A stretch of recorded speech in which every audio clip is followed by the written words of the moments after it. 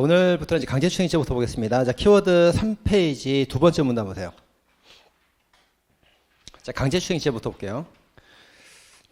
자, 강제추행죄에서 추행은 그 신체 부위에 제한이 없다. 그래서 옛날에는 추행죄가 되려면 뭐 가슴이나 엉덩이 같은 데 만져야 추행죄가 됐잖아요. 근데 조금 수위가 이제 조금 낮아지면서 그 손목을 잡거나 목덜미를 만지거나 귀를 만져도 상대방이 싫다고 할 때 만지면 추행죄가 됩니다. 신체 부위 상관이 없고요.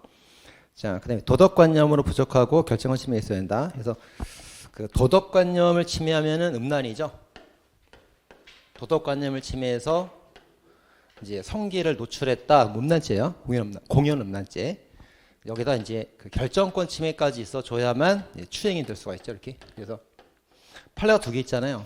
길에서 성기를 노출하면 상대방이 보고 싶으면 볼 수 있고 싫으면 안 볼 수 있잖아요. 추행죄가 아니고 이제 엘리베이터 내에서 강제했을 때, 결정권 침해가 있을 때, 그럴 때 추행죄가 된다고 봅니다.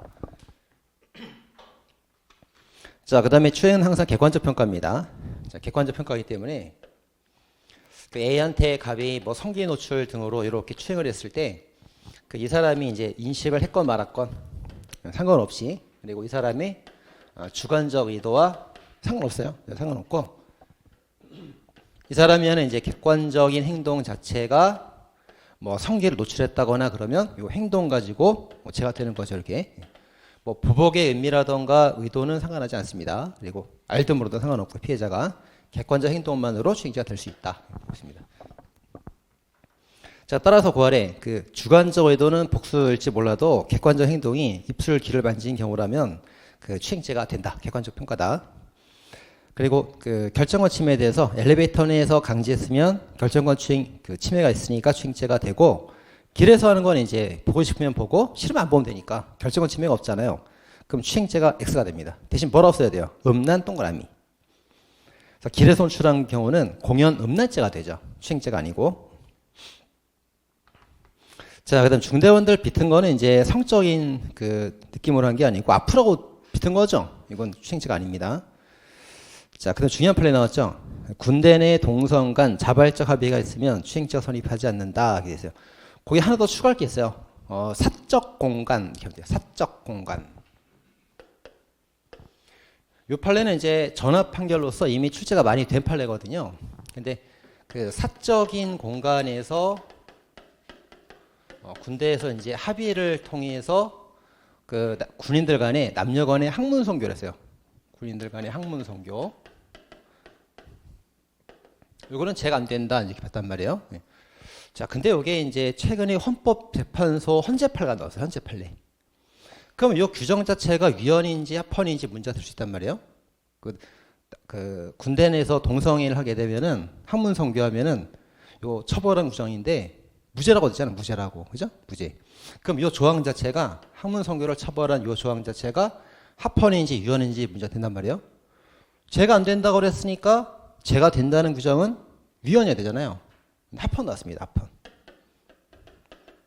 헌법에서 배경되는데 합헌 나왔어요. 합헌. 그러면 여기 이제 학문 선교는 무죄라고 그랬는데 합헌이라고 그러면 처벌할 수도 있다는 거죠. 처벌할 수 있다는 거예요. 그럼 합의에 따라서 하는 경우도 처벌이 된다는 거예요. 그럼 이제 어떻게 그 나눠줘야 되냐면 그 사적인 공간에서 그러니까 둘 간의 은밀한 공간, 직무가 끝나고 퇴근한 다음에 일이 끝난 다음에 사적 공간에서 하는 거는 무죄인데 직무 중에 하는 거, 직무 수행 중에, 그러니까 군인들이 보초를 서고 있단 말이에요. 저기 강원도 철원의 그 외딴 지역에서 보초를 서고 있습니다. 직무 수행 중이죠. 근데 주변에 아무도 보는 사람이 없단 말이에요. 그 직무 수행 중에 그 합의하에 학문 선교라는 경우도 있잖아요.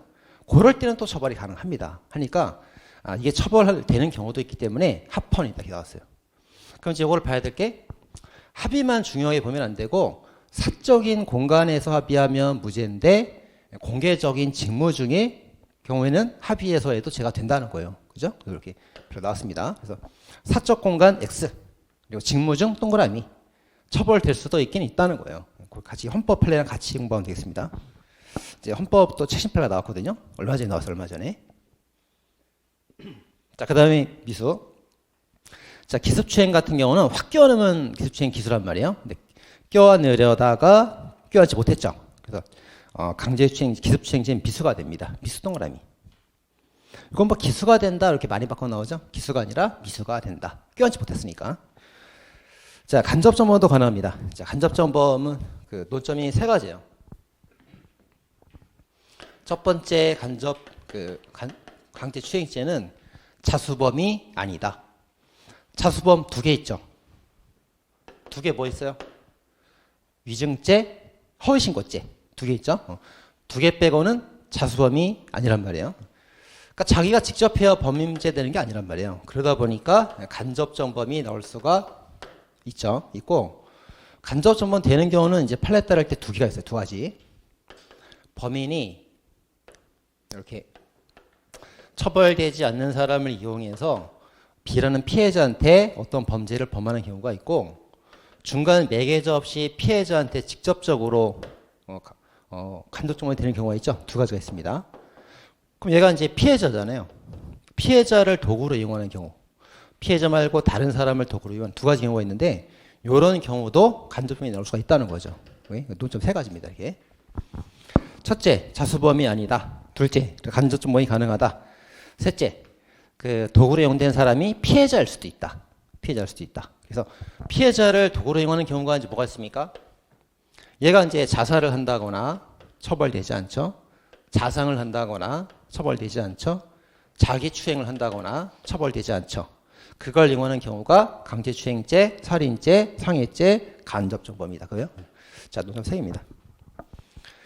자, 다음 중간간 중간기추행죄입니다.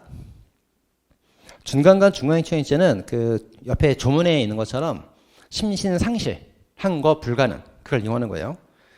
자, 근데 판례는 이제 한거 불가능에서 그 강간죄 6단계랑 강간죄랑 형평을 고려하기 위해서 불가능도 되지만 현재를 고려하는 상태에 이용하는 것도 된다. 넓혀서 보는 게 판례 입장이죠. 자, 그 다음에 이제 패싱아웃과 블랙아웃이 있습니다. 자, 이제 한거가 불가능한 상태여만 중간간죄가 되는데 그 패싱아웃이라는 거는 뭐예요? 완전 기절한 거죠, 기절한 상태니까 중간간 객체가 될 수 있고 블랙아웃은 뭡니까? 기억을 까먹은 거죠. 행위 당시에는 멀쩡했는데 나중에 기억만 필름이 끊긴 거예요. 얘는 행위 당시에 멀쩡했으니까 객체가 될 수 없다. 그럼 중간 정도가 있어요. 중간 정도 해갖고 판단력이 현저히 떨어지는 경우가 있어요. 행위 당시에 판단력이 현저히 떨어지는 경우. 이 경우는 이제 중간 정도 되는 건데 이것도 객체가 된다고 봤죠. 이렇게. 자, 블랙아웃 안 되죠. 패싱아웃은 되죠. 패싱아웃 옆에다 하나 더 쓰세요. 판단력 현저한 저하. 동그라미. 판단력이 현재 저하된 경우도 패싱아웃과 비슷한 정도로서 객체가 된다. 해야 됩니다. 그렇게 판례가 있고요. 자, 기타 판례로서 이제 뭐 잠자는 여자를 건드렸다. 불 끄라고 한 거는 죄가 되지 않는다. 자, 안수기도 판례가 있는데 안수기도 하면서 가슴 만지면은 여자가 흥분 상태라서 한거가 현재 곤란하다고 봤습니다. 객체가 된다. 근데 단순히 안수기도 말고 병을 고치면서 가슴 만진 거는 그 한거가 가능했기 때문에 객체가 될 수 없죠. 두 개 비교하면 되겠습니다. 안수기도냐 아니냐 이제 그걸 비교하면 돼요. 자, 다음 이제 위계유력 비정자 간음죄 이거 전압 판결이 있죠. 자, 6번 가보세요. 사실관계. 스토킹하는 여자 때문에 힘들다면서 그 14살짜리 여자애하고 아저씨가 이제 간음했던 사건입니다. 자, 근데 이제 14살짜리가 좋은 마음에 순진하니까 스토킹 때 주겠다는 좋은 마음으로 잠을 잤는데 그게 속아서 잠을 잔 거예요. 그래서 위계간음죄가 성립한다. 이렇게 봤단 말입니다. 자, 논점 1번. 자, 강간죄나 추행죄는 성적 결정권을 침해하는 범죄인데 적극적, 자고 싶으면 잘 수 있는 권리, 그걸 침해한 게 아니고 소극적, 자기 싫은데 억지로 자게 하는 거죠. 소극적 권리를 침해하는 거예요. 자, 그 다음에 위계로 인한 착오 간음 간의 인과관계가 꼭 필요하고요. 자, 3번이 전압으로 바뀐 판례죠. 예전에는 간음에 관한 그 위계만 제가 된다고 봤었는데 지금은 뭐 동기, 대가 다 됩니다. 동기, 대가. 자, 옛날에는 이제 간음에 관한 위계만으로 제가 된다고 봤고 동기나 대가에 관한 위계는 제가 안 된다고 봤었죠. 옛날 판례가. 근데 판례가 바뀌었죠. 그것도 된다고. 대가는 뭐예요? 돈을 준다고 속여서 잠을 자는 경우. 동기는 스토킹을 떼겠다고 해서 순진한 마음을 이용하는 경우 이게 다 된단 말이에요. 그죠? 바뀌었습니다. 판례가. 자, 다음에 이제 4번.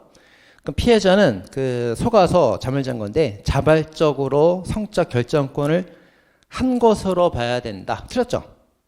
없었다고 봐야지. 자발적이 없었다고 봐야 됩니다. 자발성이 밑줄 없었다. 없었다고 봐야만 속아 잔 거예요. 피해자가 자발성이 있었다고 보면은 합의해서 좋아서 잠을 잔 거니까 범인에겐 죄가 안 될 거 아니에요. 근데 자발성이 없었다.